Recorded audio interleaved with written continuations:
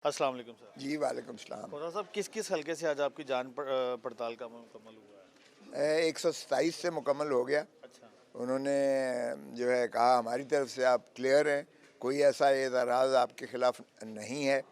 अलबत्ता हमने मुख्तलिफ़ FBR से और बाकी जो है महकमा जात उनसे रिपोर्टें मांगी हुई हैं, ठीक है।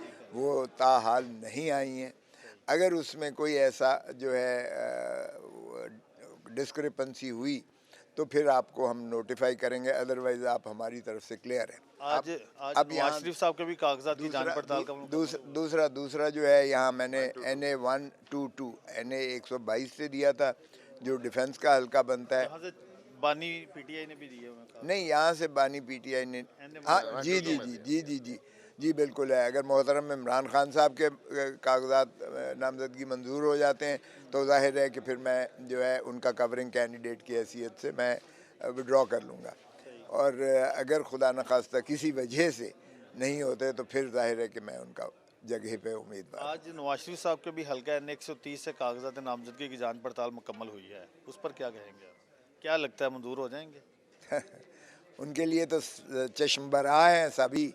अगर उनके लिए जो है एम्बेसडर उनको सी ऑफ करते हैं मफरूर और सज़ा याफ्ता होने के बावजूद हीथ्रो एयरपोर्ट से, और यहाँ जो है वो बायोमेट्रिक मशीन चल के एयरपोर्ट पर इस्लामाबाद चली जाती है, तो फिर ये उनके तो नामंजूर होने का सवाल ही पैदा नहीं होता है। वो तो आप समझ रहे हैं कि अगर मंजूर हो गए तो फिर पीटीआई चैलेंज करेगी उनके नॉमिनेशन? देखिए, हम किसी के चैलेंज नहीं करेंगे। इमरान नून लीग के नहीं चैलेंज करेंगे? नहीं, किसी का भी नहीं चैलेंज करेंगे। ओ भाई, ये अवाम का इस्तेहकाक है। आप किसी को टेक्निकल नॉकआउट करना की बजाय आप फेस करें। ये अवाम को तो फेस कर नहीं सकते हैं, करना चाहते भी नहीं है और करेंगे भी नहीं। ये न अवाम में जा सकते आप हैं। कहते थे ना कि नवाज शरीफ इलेक्शन के लिए नाअहल है, उनको लाइफ टाइम बैन किया गया है, तो उस पॉइंट ऑफ व्यू से मैं कह रहा हूँ कि क्या इस टेक्निकलिटी को आप चैलेंज करेंगे? देखें, चैलेंज करने वाले बहुत हैं। हमारी तरफ से भले लड़ें, 100 दफ़ा लड़ें, अवाम ने उनकी वो दुर्गत बनानी है। अगर उनकी ज़मानतें जब्त ना हुई लाहौर से भी, तो आप मुझे जो मर्ज़ी कर लें। वो तो क्लीन स्वीप की बातें कर रहे हैं। जी हाँ, वो क्लीन स्लेप की इसलिए बातें करते हैं कि वो फरिश्तों पर इन्हसार करते हैं कि फरिश्ते उनको वोट तो देंगे। आप भी राजी कर ले फरिश्तों को? देखें, हम अवाम पर इन्हसार करते हैं, हम पीपल्स पॉलिटिक्स करते हैं, पावर पॉलिटिक्स नहीं करते हैं।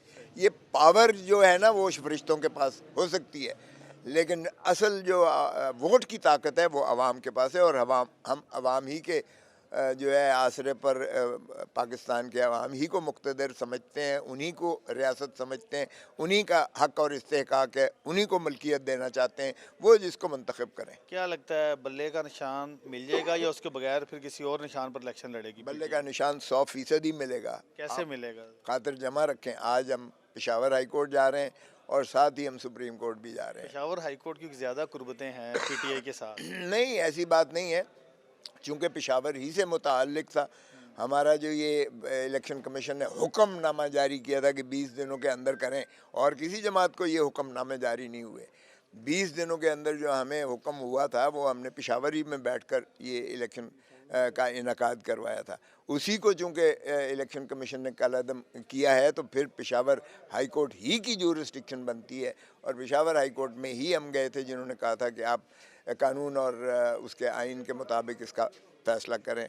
और वो रात को 12 बजे इलेक्शन कमीशन ने हमारे जो है वो ये आपको मुस्तरद लगता है कर कि इलेक्शन कमीशन का फैसला सस्पेंड होगा पेशावर हाई कोर्ट? 100% ये ख़त्म, कलअदम भी होगा, सस्पेंड भी होगा, दोनों चीज़ें होंगी। आप देख लें और देखें। इतने ये तो यकीन के साथ आप कैसे कह सकते हैं? इसलिए कि दुनिया तमाशा देख रही है। आप किसी को माइनस करके किसी निशान को उस इलेक्टोरल लिस्ट से हटाकर आप इलेक्शन, ना तो पाकिस्तान तस्लीम करता है, ना दुनिया का कोई जो है जो मुल्क तस्लीम करेगा। और फिर ऐसा फ्रॉड इलेक्शन करवाने की बजाय फिर आप माशाअल्लाह ज़िल्ल सुबहानी अमीरुल मोमिनीन शहनशाह आलम, फिर उसको जो जिसको लेकर आ रहे हैं तो फिर बना दें, वैसे नामजद कर दें फिर कौम को इस इमरान खान को भी तो ऐसे ही लेकर आए थे ना सर 2018 में।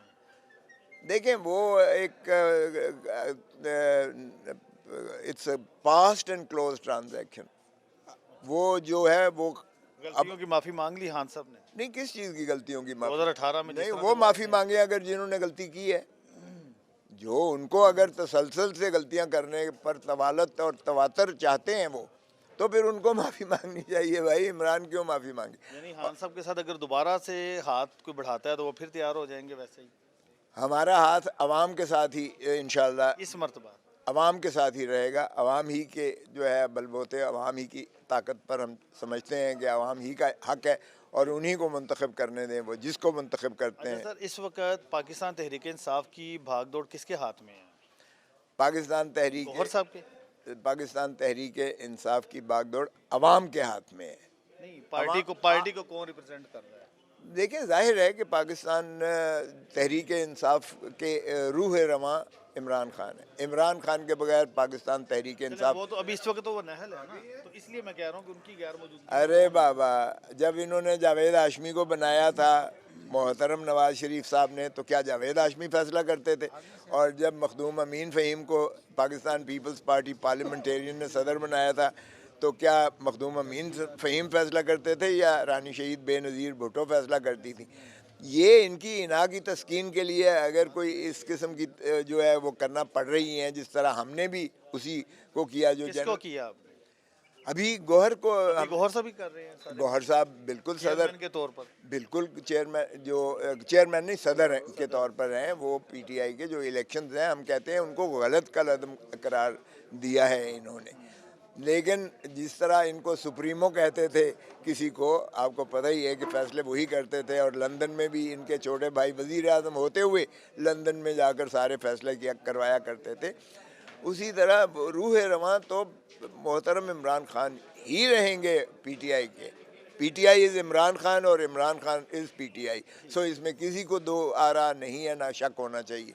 बाकी ठीक है, अगर किसी की इना, किसी की तस्कीन, किसी कानूनी जो है पेचीदगी की वजह से कोई ऐसी तगैर व तबद्दल किया जाता है। यानी अगर आपने भी कोई अब मुशावरत करनी है पार्टी की सतह पर, तो वो गौहर साहब से करेंगे आप?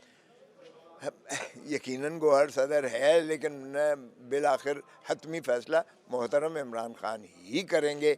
और मेरी उनके साथ बराह रास्त चूँकि दस्तरस रसाई है, इसलिए गौहर साहब बिल्कुल सदर हैं।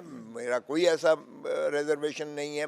माशाल्लाह बहुत लॉयल हैं और बहुत कॉम्पिटेंट हैं, हमारे बच्चों की तरह हैं, हमारे शागिर्दों की तरह हैं।